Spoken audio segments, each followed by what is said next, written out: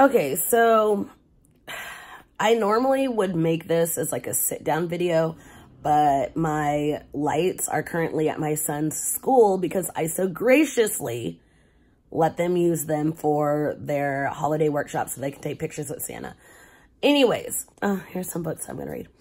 I'm here to talk about Kevin Hart. So in 2009 or 10 or 11 or a long, long time ago, Kevin Hart made some jokes, and I'm going to use the word joke because he's a comedian, and I think that's what he said the tweets were, but he made some jokes about the LGBTQ. And while I do not agree with the F word, which he definitely used the F word in a couple of his tweets, I do not agree with it. I don't condone it. I don't think it was okay.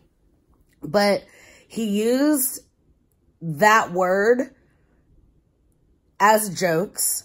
But the other tweets that he tweeted were jokes, as he is a comedian. And yesterday he was announced as the host for the Oscars, Grammys, one of them shows. And of course, when he was announced as the host, somebody, I don't know who, was like, oh my God, you're going to allow him to host this show when he has tweets like this.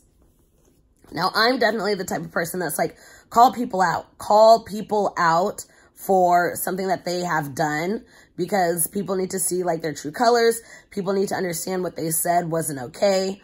And so Kevin, who has apologized for these tweets before, which I don't know if they're still up or if they were screenshots, but I would have deleted them if, you know, like they came up the first time. But he's apologized for these tweets, and he actually made like a really good apology in the fact that he said, you know, the jokes that I made have to do with my insecurities, and, you know, he really doesn't care if his son is gay, but, you know, these are just the insecurities that I have, blah, blah, blah. He explained what the tweets were. He took him, like, he held himself accountable, and he just basically said, like, look, like, what I did was wrong. And since then, like, he has not made any jokes like that. And I think that's what a lot of people don't understand about an apology is if they've done something terrible in the past, but their actions don't change to like what they've done or said in the past, those are apologies that are hard to forgive. But like I said, not only did Kevin Hart say like, this is why I said it, it was wrong, I hold myself accountable, he never made those jokes again. So when the Oscars or the Grammys or whoever it was, they were like, you need to apologize for these tweets or we can't have you host. He's already apologized. And how many times does a person have to apologize for something that they've done? I only use references that I feel are still like valid or relevant. And I'm not saying that everybody who forgave one person doesn't forgive the other, but there are a lot of people who have forgiven, you know, people who have made racist statements, even though it wasn't their apology to accept. But, you know, they want to say, oh, well, they made a mistake. They didn't realize that that racial slur was this, that, and the other. So they accept that apology. And then when somebody brings it up again, you know, oh, well, I don't support this person because they're racist. Well, they already apologized. They apologized. But people are going so hard on Kevin. And I think a lot of it is because a lot of people are just like, well, I don't think he's funny and he didn't deserve that, blah, blah, blah. Well, first of all, comedy is subjective. I think Kevin Hart is hysterical. That's just me personally. And I also feel like his apology that he put out years ago was acceptable because he hasn't shown that he's still that same like ignorant person when it comes to those types of jokes. And because like I deal with like the beauty community, I feel like I can touch on this, but like, for instance, Jeffree Star. So Jeffree Star, you know, years and years ago, probably around the same time that Kevin Hart made these tweets, you know, Jeffree Star yelled the N-word. And a lot of people still bring that up to this day. Well, he's already apologized for it, and a lot of people have accepted that apology and been like, well, he's already apologized, we should move on from it.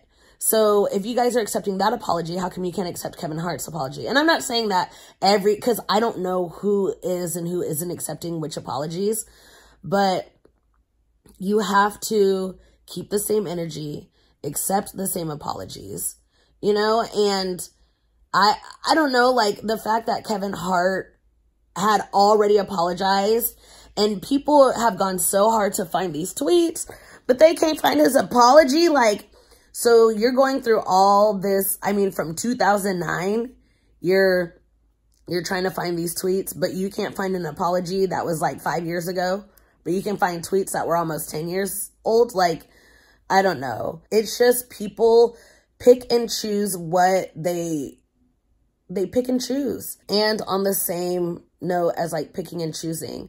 So Jackie Aina, we're going to stick with the whole beauty guru. We're going to stay in this lane. So Jackie Aina posted a tweet the other day that was just like, oh, white people have such a problem saying excuse me and blah, blah, blah. And she tweeted that from her point of view as a black woman.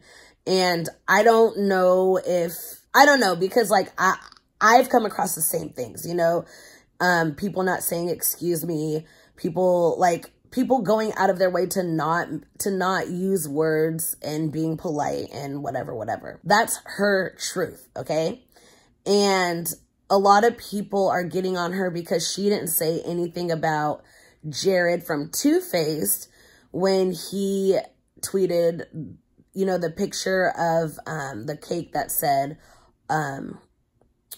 Rich Lives Matter, which the Rich Lives Matter thing, I don't feel was racist. I feel like it was insensitive.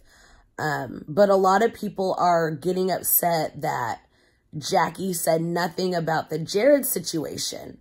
And it's like, why does she have to be the person to always say something? And a lot of people are upset because she didn't say anything about that situation. But if their favorites don't say something about a particular situation, then they have all the excuses in the world. They want to say, well, this person already said this, so they don't have to apologize for that. Or maybe they can't speak on something legally, so blah, blah, blah. But they don't keep the same energy for every single person. And it's very frustrating because Jackie is not the spokesperson for every black person. People say she picks and chooses. Well, a lot of people pick and choose, you know. We can talk about the drama community. They pick and choose what issues they want to speak about. There was even this long thread that Beauty Truth Sleuth went on about, and she was like, well, have you ever thought about the fact that certain drama channels aren't comfortable speaking about a certain topic?